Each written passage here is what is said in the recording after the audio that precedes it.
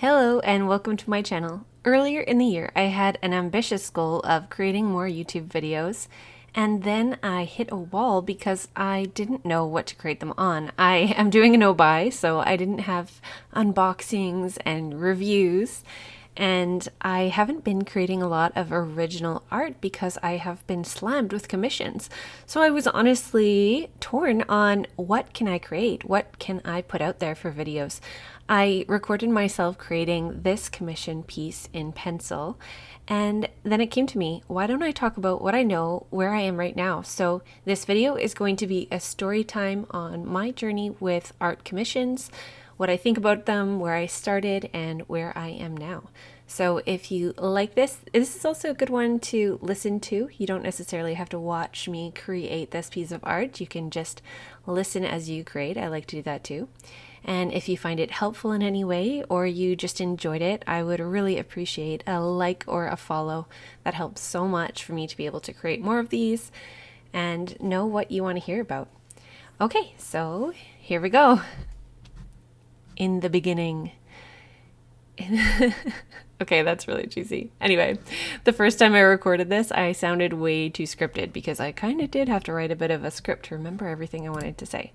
Okay, let's try again, this time less scripted sounding. So, when I was in high school, I had my first experience creating a commission.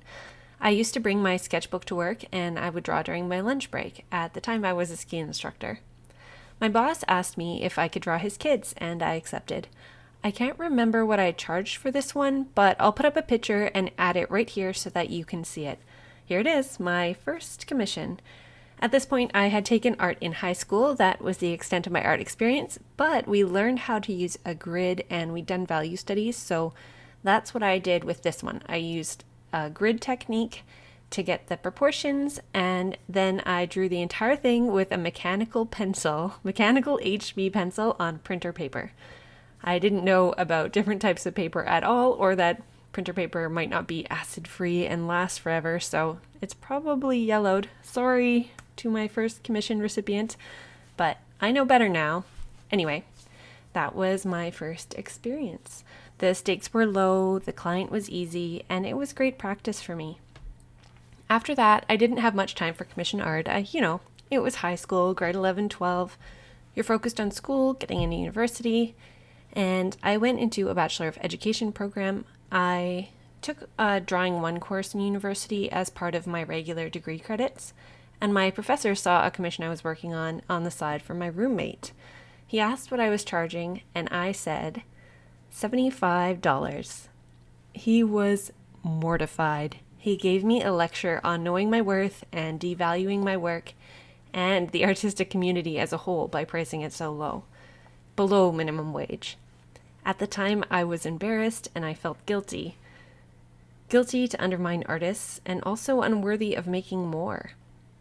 And I just want to stop here for a second to give the disclaimer that that art professor was amazing and he was ruthless in the best of ways. He pushed me out of my comfort zones and he was supportive in that tough love kind of way. So this is not an insult to him, and I think he told me what I needed to hear. Okay, fast forward. I upped my price to about $120 and did about 4 more in the next 2 years.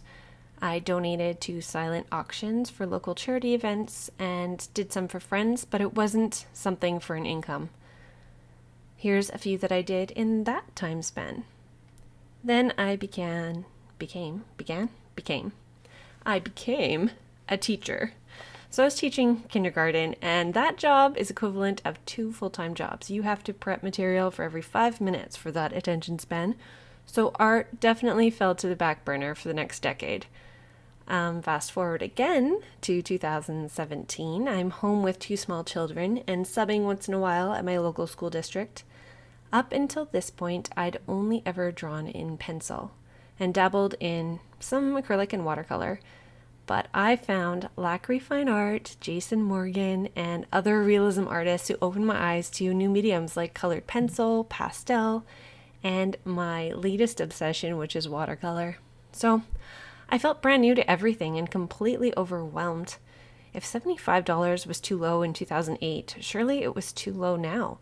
But as I was posting my art that I was doing with my new skills and development, people were asking me. So I upped my price to about $180 for an 8x10 pencil drawing. And this is Canadian dollars. And I was using a linear pricing method, what's that called? Linear inch. There you go. I'll link an example down below of my price list and how linear inch kind of works. I'll put something down there for you. Anyway, I had them priced by size, and that was my lowest starting price. And it was okay, but I really needed to do the math with myself. Some people get faster with time and experience, but I did the opposite. My drawings developed more layers, more care, more depth, more details, and they took longer. $180 isn't much when a drawing takes me a couple days, not counting the time it takes me to communicate, go back and forth with emails, collect reference photos, market, mail. I couldn't keep up with the demand, and my wait times got longer, and my communication got slower. I was getting more work through referrals, like a snowball effect. And if I could do one commission a week, maybe two, but not realistic without burnout, how much would I make in a month? Now after website payment, fees, mailing, supplies, taxes, subscriptions to things like Canva and Skillshare to keep my side business going, what's left? Not enough. When am I creating art? Just for me. Building my business. Thinking about my future goals. My portfolio of originals, and practicing new styles beyond realism. And this is not a criticism of realism. I love and appreciate realism, and it takes practice. Is it what makes my heart sing to create something exactly like the photo? Not for a commission, but for me, not so much. I want to play and explore and take risks with color and style. Anyway, I digress. I raised my prices about 10 to 15% per year for the next few years. I looked at prices in my area, their quality of work, their experience, and what I did find is that some less experienced charge more, some more experienced charge less. Art is so subjective. Ultimately, I think that for me, I needed to think about what my long-term goals are, what they were, what they are. Do I love creating original art for people through commissions? Yes, I do. Is it the only thing I want to do with my time? No. So what I need to do is balance my pricing, that it is high enough to be worth my time, and also even high enough that I am not flat out. So I can take on less and have it be worth it a bit more, and then give those spaces to create original content to build my business over time. So that brings me to today. Today, I raised my prices again. And it's all part of the journey. Do I feel unqualified when people ask for a quote for my art? Yes, my immediate instinct is to offer a discount or say justify it in some way. That is what I want to do right off the bat, is think about how I can lower the price. But I do need to value myself. And if somebody's reaching out, everything is publicly available.